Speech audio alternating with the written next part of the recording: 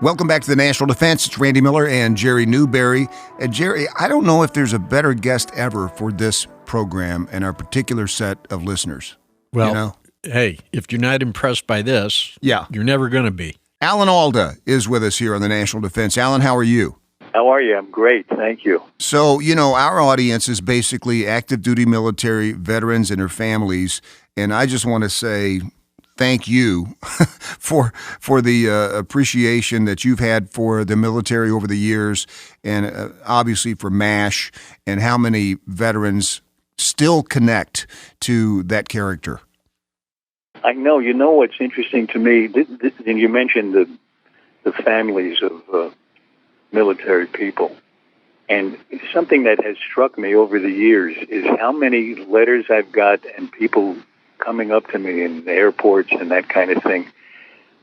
Women who said that they ritually would watch the show with their fathers who had been in the military, and that's the way they bonded over watching the show together. And very often I hear the story that goes, he never talked about his wartime experiences until we watched the show together and sometimes cried together. And that's when he would open up to his daughter. And it's almost always the daughter. And it's so interesting to me that those two worlds were able to come together because of this television show. We put our hearts into it, and we tried to make it as believable as possible. We were aware we were telling the stories of real people, and we tried to respect that. But I didn't expect that reaction, and I was very touched by it. I don't know if you realize, well, in that instance, of course, but how cathartic MASH was for a lot of veterans. I'm a Vietnam veteran. A good friend of Randy and I's, Joe Matza, is a Vietnam veteran. And, when I got home, I really wanted to distance myself from the military. I didn't want to think about Vietnam. I just wanted to forget about things. But then came MASH, and it helped me realize that, hey, I did have some good times over there. I made some good friends, and it really helped me personally, and I know it helps. It still helps. But Joe still watches MASH every day. Every day, yeah, for years and years and years. Well, this is I'm very moved to hear this, and as you talk, I'm trying to put together what might have reached you. Do you suppose it was? I'm just taking a guess at this. These people were in harrowing circumstances, and they had different personalities that were sometimes abrasive against one another, but they all pulled together.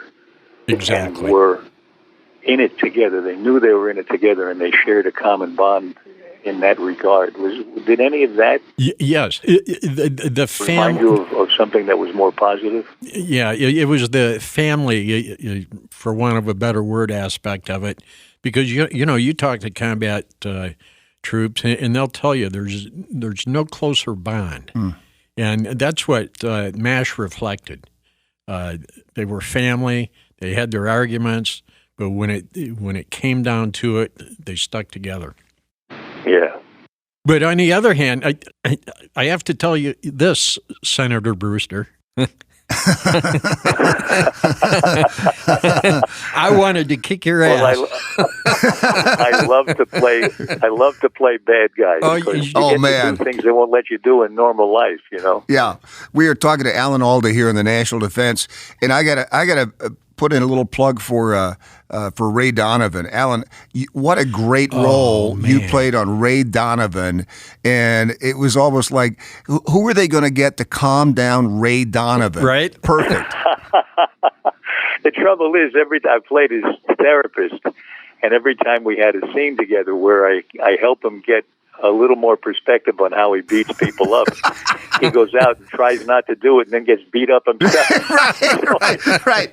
Oh, that's so good. But the list is a little bit long there. Yeah. I mean, you can tell you really like playing the bad guys. Whispers in the Dark, Murdered 1600. Right. And here's a classic, Randy, the Mephisto waltz. Oh, yeah. Mephisto Waltz. Yeah. You know, I played the devil or somebody You're right, right. on the devil's team. Right. Yeah, I didn't like that movie too much, and some people tell me, "Oh, I love that movie," but that's one of those movies that helped me decide. I don't think I want to make a movie that I don't want to go see myself. But I was so shocked. I mean, Yeah, I knew right. you from MASH, and all of a sudden I'm watching you play these terrible people, and I'm like, But you know, but that kind of speaks to Well, your it's fun to play a terrible person. yeah, and it also kind of speaks to your skill set too, Alan. Right. I mean, you know, a lot of people with a bigger than life character like you had as Hawkeye. That's all you are for the rest of your life. I mean, you Exactly. have done so much. I mean, you think about The West Wing, you think about Crimes and Misdemeanors, and now Marriage Story. The Aviator. Oh yeah, Can't forget just that so many great- Oscar nomination. And now you're doing a podcast, which I got to say, I've listened to a couple of episodes. I listened to one with you and Ben Stiller. So good. I mean, it's just. I love the podcast. The people I talk with are so interesting, and we talk about it, even though they're from a wide range of people, musicians, comedians, actors, scientists, no matter where they come from, everybody has an interesting perspective on communicating and relating to other people. It's very interesting. And yeah, I'll tell you an interesting one that would be right up your alley, I think. And it was a really fascinating interview I had with Adam Driver, who's brilliant in the movie Marriage Story. Yeah. Yeah. And he was a Marine for several years and says that it was ideal beginnings to become an actor. It was great training for an actor. Now, it's hard to make that connection sometimes because they don't seem to go together. But he said, you realize when you have that military training that you're all in something bigger than you. You're all working together. I can see, You've got to be a collaborator. And the discipline that you learn to be able to do that is extremely important as an actor. And, we think of actors as just getting up and being cute, but it's a very disciplined profession. Sure. And the discipline you get really helps you perform your job in the acting situation. So that was a very interesting interview. You'd be interested in hearing that, I think. Yeah, we want to get him on this show, too, because I know he's got a nonprofit that he operates for veterans as well. Oh, it's wonderful. Yeah. I've seen some of his performances. They bring plays to camps and Army installations, service installations, where many of the people have never seen a play before, and they open up in ways that they didn't expect, and it's a wonderful experience. It helps. It really brings the two worlds together, which I think is his objective, for the people in the arts to understand the military better, and for the military to be exposed to arts in a way they haven't before, and it's very successful. You know, you're reminding me of something that when I was talking about Adam Driver learning to be a better actor from being a good Marine. I was only on active duty for 6 months because I was in the reserves, the ROTC, starting with college training. So during college, they taught me how to be a second lieutenant. Then my active duty consisted of going to training all over again to learn how to be a second lieutenant. So twice they tried to get me to understand it. But one of the things that I learned from that has served me all my life was organizing people. When I was making the movie Sweet Liberty, it was ironic that I was organizing not just a movie set, but in one scene I had a Revolutionary War battle where 200 soldiers were charging each other and fighting on the battlefield. And I was going to shoot this with 7 cameras. So how do I organize 200 people to do a battle that looks convincing? Right. Hand-to-hand combat, and yet not take a week to shoot it because there's only a couple of minutes of screen time, but you could take a week to do that if you did it one step at a time. So I used my training and I organized it in a different way. I had 7 stunt men, and each one got a group of the performers and taught them one hand-to-hand combat motion, one routine. So I had 7 routines, and I never put 2 together on the same part of the line. There was always something different happening next to somebody. And we shot it in about 2 hours instead of 7 days. And that was organization. That's hard to, I mean, it's hard to imagine. From our experience. You're right, exactly. What we've seen, yeah. Right, yeah. Man. You know, we're talking to Alan Alda here on the National Defense. You've got a pretty good-sized guest on the next podcast, don't you? This is so great. Paul McCartney said he'd be willing to come in and talk with us. Paul McCartney. We often talk, Sir Paul. Yeah. Paul McCartney, the Beatle. And he must have given 10,000 interviews. He's one of the most famous people in the world. He's so famous, when he came to the studio, he had to come up through the service elevator. Oh, wow. Because if he goes in normal transportation, people are all over him. But he did something in the interview I don't think he's done in any other interview. We were really talking in a nice, casual way. We made contact the way I hope to see people make contact more often, because the show is about relating and communicating. So we try to do it on the show. And he got so open that when I asked him, how do you write a melody? These are some of the most beautiful melodies I've ever heard. They're worldwide accepted as gorgeous melodies around the world.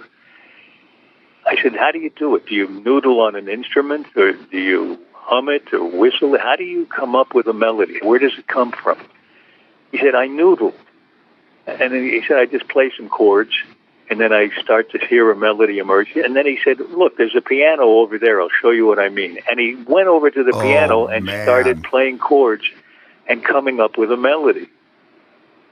Wow. I don't think he's ever done that anyplace else before. And it was an extraordinary experience, because it's kind of funny. He's playing chords, and he starts to hear a tune emerge, and then he starts to sing nonsense syllables that little by little turn into words. So it emerges all together in one piece. So you got to see the process. And I said, are you finding a song in that? He said, no. No. It takes a while longer than this to get a song. But that's how he does it. That's something very few people have witnessed. Oh, yeah. It was a great experience. What's amazing to me, Alan, is summer stock theater, Broadway, TV, movies, and now you're doing podcasts. I mean, you ever going to slow down? Yeah, Take really, it easy? really. I don't know. I guess there'll be a podcast someday where you hear the last words. Hey, that's how I want to go. Absolutely. Well, we were just at a funeral the other day looking at tombstones, and some people had really whimsical things on their tombstones, and started a conversation. What would you want on your tombstone? And I thought, this really answers the point you just brought up. I think on my tombstone it ought to say, finally, I'm doing one thing at a time. You know, I'm just looking on eBay right now. Let's see, piano played only once by Sir Paul McCartney. There's a piano for sale, but how much do they want for that? No, I think it's the one that you put on eBay after McCartney played it. The one we put on. Oh, that's funny. No, as a matter of fact, I don't know how much. It's one of the funny things about it. He never mentioned it, but when he starts playing the piano is so out of tune, you can't believe it's a piano. I mean, it's but he went ahead anyway, and he did it on the out of tune piano. So now this is Clear and Vivid podcast from Alan Alda. And, once I looked around at the site there, I didn't realize this has really been a kind of a mission of yours to teach people how to communicate better. Yeah, it's something I discovered that I had to offer about 25 years ago when I started to interview scientists on a public television show about science. It was called Scientific American Frontiers. And I did that for 11 years. And I must have interviewed, 700 scientists or something like that. And what I realized was they weren't ordinary interviews. I didn't come in with a list of questions. I just came in with curiosity. I wanted to understand what they did, what the science was about. And that led to a different response from the scientists. Right. They didn't make little mini lectures. They didn't talk in jargon, because if they did, I'd stop them and say, I don't know what you're talking about. You got to make it clear to me. So something happened. They became a little more unreserved, and the real person behind the talk came out. And they were much more understandable, and the science was much more available. So I thought, what if we could train scientists to have that connection with their audience the way they had it with me, without somebody like me having to stand next to them and pull it out of them? And so I helped start what's called the Alan Alda Center for Communicating Science at Stony Brook University. And we've trained over 15,000 scientists in every state of the Union and in 8 other countries. Oh, wow. And it's made a difference in the way they communicate with the public. And not just with the public, but with policymakers in Congress, with funders. And this was surprising. With one another, they communicate so much better from one discipline to another, because one guy will spend his whole life working on nanoscience and another guy will spend his whole life working on neuroscience, and they don't speak the same language. And when they come together, when in fact they came together a couple of years ago to do a brain initiative and find out better ways to explore the brain, they argued for hours over the meaning of one word, the word probe. Wow. An ordinary English word that they meant different things by. And then scientists started telling me, this training in communication is saving my marriage. So I thought this applies to a lot of people. Yeah. And that's when I wrote a book about it, and I started the podcast where we talk to people of all different kinds, all from all different professions, and they all have something interesting to say about communicating. Well, one of the most interesting was a guy called Chris Voss, who was a top hostage negotiator for the FBI. And he said the techniques he uses when he's getting a hostage released, those techniques are very useful in a marriage. Yeah, I know exactly what you're Now you told me. Yeah. Jerry could have used that advice so many years ago. But I know exactly what you're talking about, Alan, because we get celebrities that come on this program, and they're not particularly here to promote a specific project, and they kind of feel free to talk about their love for the country and their love for the troops. I know you've had Tom Hanks on your podcast. We had Tom Hanks on here when we were only a 1-hour show. Yeah. And he talked for 45 straight minutes, and we had to tell him, Tom, the show's only an hour. And we only said hello, and Yeah, that was about it. Yeah. Oh, he was fantastic. Yes. Though. Yeah, that was so good. Yeah, he's great. He was just terrific. His podcast, my conversation with Tom was just up this past week, and of course we got about 80 or 90 conversations, and you can listen to any one of them that we've already done. But Tom was so heartfelt and smart. Yes. And spoke, I don't know if he told you, probably not, because it probably didn't come up during your conversation. He has this strange love of typewriters. Yes. Oh, yeah. Do you know that? Yeah. Talks about typing a letter on an old-fashioned typewriter like it's a work of art. Right. The ink goes into the fiber of the paper. Did he get into that? Maybe not that much. Well, Alan, listen, thank you so much for everything that you've given us, and just encourage people to check out the podcast, Clear and Vivid podcast, the next one, Sir Paul McCartney. Alan, thanks for taking the time, and we really appreciate it. Thank you. I enjoyed talking with you. Thanks for helping me find a way back home again. Absolutely. That's very touching. I'm moved that you told me that story. Thank you for doing that. We'll be right back here on the National Defense.